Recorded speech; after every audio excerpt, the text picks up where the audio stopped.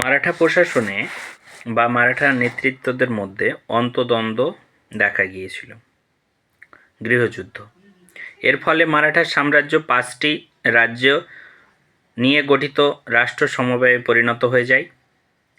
পুনাতে পেশওয়ারা, ইন্দোরে হোলকার, গোয়ালিয়রে সিন্ধিয়া, বরোদায় গাইকোয়াড়, নাগপুরে ভোসলে পরিবার শাসন করতে শুরু করে এবং 1802 খ্রিস্টাব্দে দেখা যাচ্ছে মহাদজি সিন্ধিয়া এবং নানা সাহেবের মৃত্যুর পরে এই অন্তদ্বন্দ্ব সংঘর্ষ আরও বৃদ্ধি পাচ্ছে এবং শক্তি ক্ষয় করে চলছে।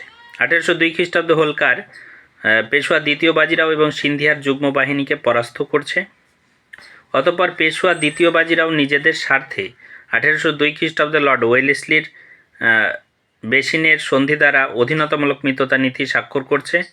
বেসিনের সন্ধি দ্বারা মারাঠা পেশওয়া অধীনতামূলক মিত্রতা নীতিতে আবদ্ধ হচ্ছেন এবং মিত্রতা স্থাপনের একটি শর্ত থাকছে, ইংরেজদের অনুমতি ছাড়া অন্য কোনো শক্তির সঙ্গে মিত্র স্থাপন করা যাবে না, এবং পুনেতে 6000 ব্রিটিশ সৈন্য মোতায়েনের ব্যবস্থা করছে।